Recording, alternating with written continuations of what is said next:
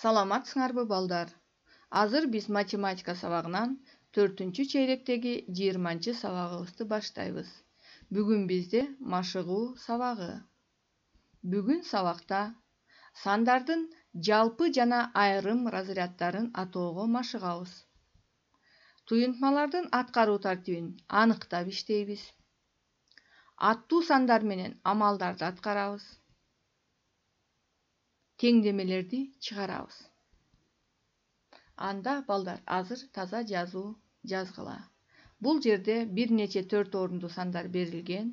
Ушул сандарды дептериңерге таза, сулуу элементи менен көчүрүп жазып алгыла. Эми балдар, мен азыр ушул сандардын ичинен биринчи санды жалпы разряддарын жана айрым разряддарын атап берейин.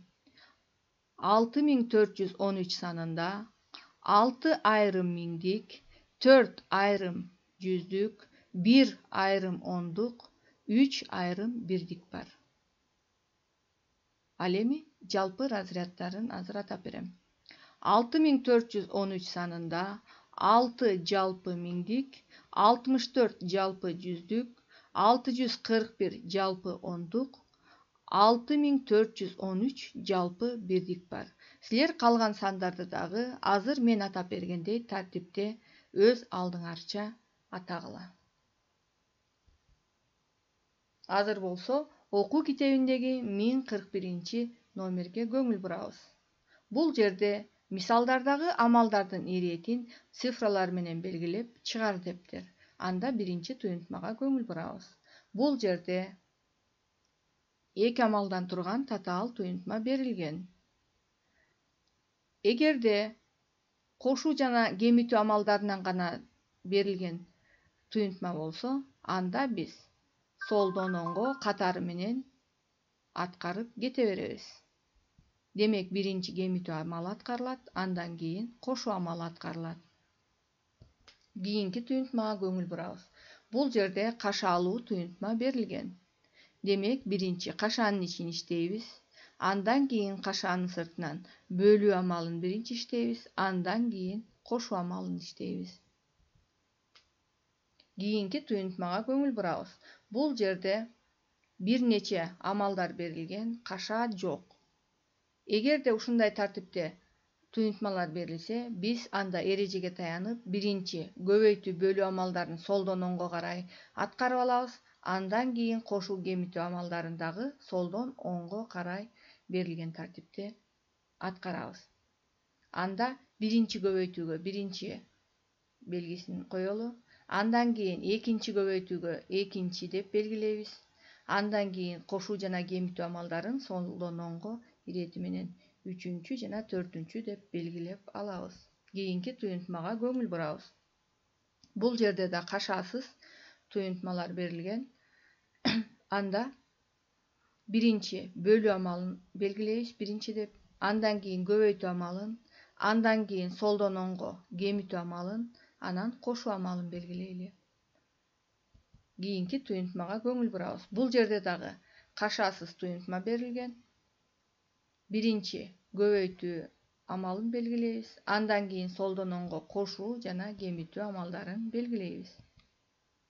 Акыркы туюнтмага көңүл буралы. Бул жерде дагы кашасыз татаал туюнтма берилген. Демек солдон оңго көбөйтүү бөлүү амалдарын аткарып алабыз, андан кийин кошуу кемитүү амалдарын солдон оңго ирети менен белгилейбиз.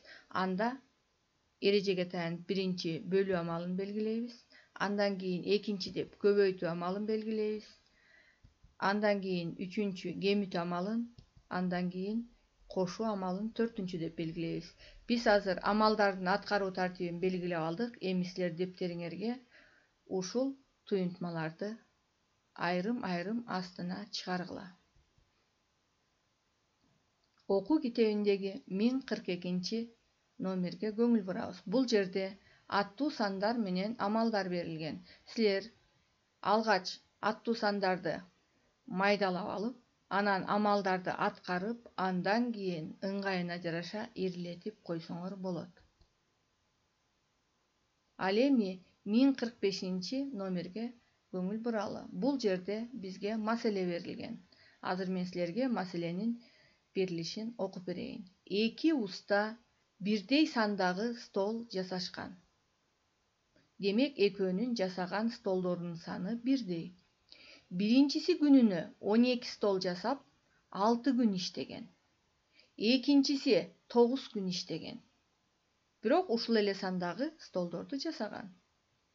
Экинчи уста күнүнө канчадан стол жасаган?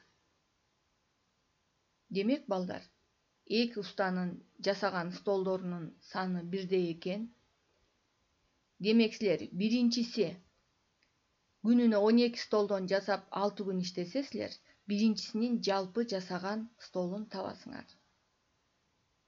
Ал эми экинчиси ошол сандагы столду 9 күн жасаптыр. Демек экинчиси канча столду жасаганын, күнүнө канчадан стол жасаганын табышыңар керек. Ал эми 1048 номерде теңдемелер берилген. Теңдемелерди иштегенде дагы эрежеге таянып иштейсиңер.